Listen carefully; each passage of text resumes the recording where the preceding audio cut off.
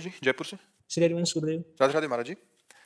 महाराज जी, आपने बताया कि आपकी एक डायरी थी जिसमें आप लिखते थे। महाराज जी, क्या कोई ऐसा उसमें मंत्र या वाक्य अंकित है जिसे स्मरण करते ही आपके अंदर में श्री राधा रस की अनुभूति प्रकट हो जाती हो, जो आपके मन को पूर्णता भक्त में बना देती वो हो? डायरी में नहीं, वो छाती में है।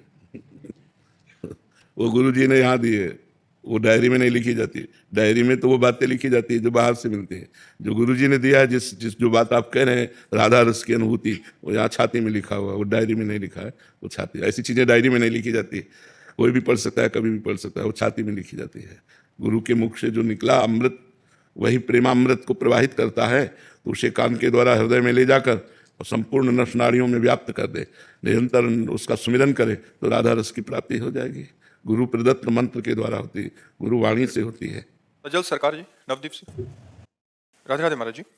महाराज जी, तृणादपि सुनिचेन तरोरपि सहिष्णुना अमानिनान मानदेन कीर्तना सदा हरि। महाराज जी, इस अर्थ समझना चाह रहे हैं आप? हाँ, तृणादपि सुनीचेन, सुनीचेन, तृणादपि, तृण से भी अपने को नीच समझना चाहिए। भक्ति मार्ग में मनुष्यों से तो बात जाने दो, तृण से भी अपने को नीच समझना चाहिए। तृण में भी है कि पैर रख दो तो दब जाएगा, और हटा दो तो उठ जाएगा। हमको उससे भी नीचा बनना है कि अगर मैं दबा दे तो हम दबे ही रहें। अपने को सबसे छोटा, सृष्टि में बीच वाला फंसता है, या तो सबसे बड़ा बनो। तो सबसे बड़े कौन है? ब्रह्म। या तो हम ब्रह्मास्मि ज्ञान मार्ग में आओ, सबसे बड़े, सब इतने बड़े बनो कि पूरी सृष्टि को अपने में समेट लो, पूरी सृष्टि को अपने मैं में स्थित कर लो। मैं ही पूरी सृष्टि बना हुआ हूं। तो ये ज्ञान मार्ग का हो गया।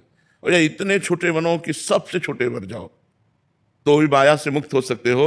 नहीं, जो बीच वाला है ये माया के बंधन में ही बंधता है।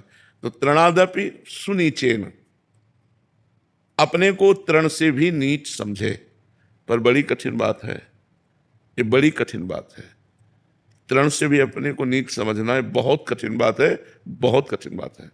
जैसे कोई प्रवचन में अपने को कहते हैं हम लोग कि हम बड़े अधम हैं, बड़े नीच हैं, पर भगवान की कृपा है, हम लोग भी कहते हैं।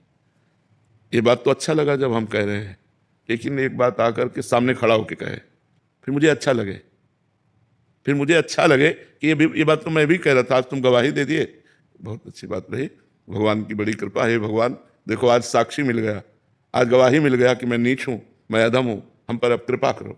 पर ऐसा भाव नहीं आएगा, जलन पैदा हो जाएगी, नहीं हो जाएगी? समझ रहे? वही बात हम कह रहे थे। दैन्यता दिखाने के लिए, भक्ति की जो दैन्यता है, मैं बड़ा अधम हूं, मैं तो नीच हूं, पतित हूं, जो भी है भगवान की कृपा है, नहीं तो मेरे में कुछ नहीं है।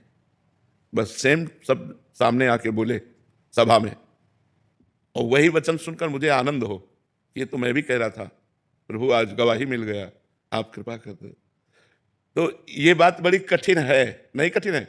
तृणादपि सुनीचेन होना बहुत कठिन बात है। इसे कह लेते हैं हम लोग, लेकिन ये बहुत कठिन बात है। तृणादपि सुनीचेन, ये महापुरुष